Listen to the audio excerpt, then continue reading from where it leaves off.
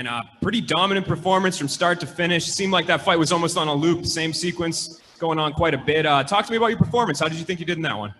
It was all right. You know, I don't feel like I did my best. A little bit flat-footed maybe on the feet. A little sloppy, you know. I want to do better. But it's good, you know. One of those nights, one of those weeks, I had some adversity in a sense where I didn't get exactly what I wanted. Had to go almost 3 rounds. I think that's good for me in the long run to get that pro experience to multiple rounds. The guys that don't go away easily, you know, different exchanges, different sequences. I'll learn from it. You talked about the adversity. What do you think it was specifically that prevented you from being able to get him out of there earlier? I don't know. I mean, he was tough. I was landing some heavy shots.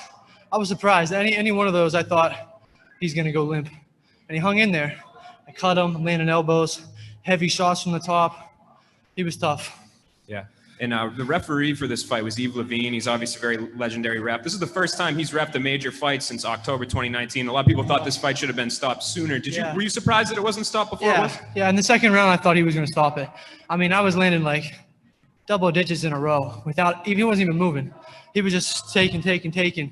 I thought it was going to be stopped, but it is what it is. I can't focus on that stuff. I'm just in there to hit him and hurt him until the ref stops it.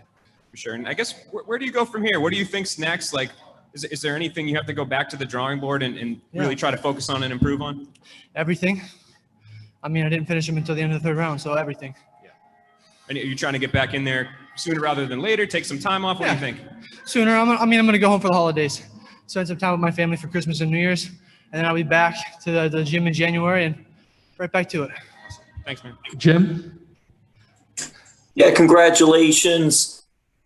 You started off with going with using the kicks, trying to get some punches in, doing that. I know you want to be well-rounded. Was that just the mindset going in? Let me do things, and then you'll see when to use your wrestling? Yeah, I mean, I don't know. I'm just fighting. Whatever happens, happens. I'm in there to fight.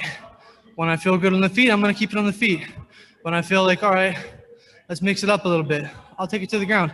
I don't have a set game plan. I just feel it out and go with the flow, you know. It's working out so far. In that first round, you saw the opening and then you went for it.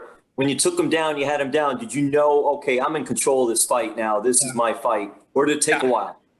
After the first takedown, I felt that, you know, it was very easy to get the takedown. I knew right there and then, okay, no matter what happens, I can always take him down. And he's not getting up either. You know, there was no threat of him getting up there once. So it makes it comfortable for me. You know, I know, like I said earlier, I control where the fight goes. And then what was it like having Mo in your corner and just what he was telling you and just following what he was saying? Yeah, Mo's the man. He's just got so much knowledge and experience in the sport. So when he tells me something, I listen, you know. He knows what's going on there. He sees everything. So I tried my very best to listen and execute what he was telling me to do. Keith? Cody, it's Keith Schilling from SureDog. First of all, congratulations on the victory. I think you're being really hard on yourself because I thought you looked sensational tonight. And I was one of those guys on Twitter bashing the referee. I thought the stoppage was way too late. First of all, I want to bring up the stand-up. The broadcast team said that they thought it was pretty even. John McCarthy said it to you in the cage. I don't think it was even at all. I thought you were having your way with the stand-up. Do you agree with me, or do you feel like it was kind of even? I agree with you, man. He landed like two like baby jabs. They felt like baby jabs. They felt very light. 2 light ones that just kind of like, okay, he touched me. But I felt like I was landing those kind of punches where you don't feel it in your hands, which I think are the hard ones. I had a nice faint uppercut, a couple overhand rights, some good leg kicks. I knew they were hurting him. Some head kicks that he was just catching with one hand. I felt like I was beating him on the feet. That's why I shot for the takedown, not because I felt like it was close, because that's the time to shoot. I'm piecing him up on the feet. Now he's thinking about the strikes, take the shot. So, I don't know. I'll feel better when I watch it back probably, every time, even after sparring. Sure. I mean, I like I said, I agree with you. I thought you looked great on the feet. My last question, I know you've probably been asked this before, and I apologize for asking it again, but when a fighter ends their collegiate wrestling career, you know, there's kind of 3 avenues to go. One avenue is to go the international scene with the freestyle and the Greco.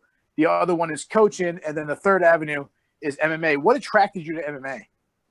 I've wanted to do MMA since I was like 13 or 14 years old. Like I've said before, I used to watch it growing up in my uncle's garage watching GSP fights, seeing the crowd go nuts for him, and I knew this is what I want to do. So there was no question about it. As soon as I finished nationals, my very first thought while at the arena was time to start training MMA. Donna? Hey Cody, congratulations on a great win.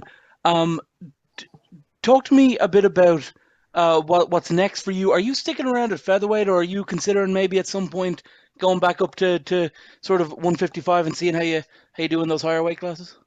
Well, do I look too big for 45? Well, you look big in there tonight. You certainly looked a whole lot more powerful, and you would complete. You had your way with them on the ground. So yeah, I would say I could see you up at 55. Someday. I'm making 45 right now. I'm young. So right now is the time to make it. As I grow, when I get too big for 45, I'll go up to 55. I definitely want to fight them both. You mentioned there that you had some adversity. Were you talking about just in the cage, or was there a tough week this week? Yeah, it was just one of those weeks, you know. It happens. Every little things, nothing major, nothing, you know, world changing, but just those little nagging things that happen. This doesn't go right. Something comes late. This goes wrong. I'm having trouble with this. Whatever you think, the room's too cold, whatever it is, one of those weeks. But as it was happening, I said to myself, this is just preparing me for that world championship fight. When something crazy happens, I'll be ready. You know, it's just these little things that it's good for me to go through. The vaccine is here. It's just been approved. Are you hoping that the next fight you do, maybe no quarantine before it when you arrive at the hotel? That'd be amazing. We'll see what happens. John Eric? Hey, Cody, I believe it was the second round, there was a submission attempt that you went for. And at one point, I looked like it was kind of in there, and that Yves Lavigne was kind of checking it out to make sure if Kenny was still awake there. Just how tight was that choke? And did you think that you had it locked in there and that you had it done there? Yeah, that's my choke. I really should have finished that. I don't know what went wrong, but I heard him breathing, so I knew it wasn't in. And so eventually after, I gave it a good squeeze, but when I heard him breathing, I let go and went to mount. Thanks. Congratulations on the win, too. Thank you. Last one, Luis? Hi. It was a very dominant performance. This was your fourth victory in Bellator. How important is for you to finish the year with this winning streak? And when do you want next? Yeah, of course. I mean, I don't ever want to lose, so it's very important for me to win. And it's important for me to get finishes as well. You know, my arms were getting tired from all those ground and pound shots, but I knew, man, I had to push it. I wanted to get that finish. 15 seconds left. I gutted it out and got the finish. I'm looking to get back in there not long from now. I want to keep it rolling. All right. Thanks for the time, Cody. Congrats on the win. All right. Thank you, guys.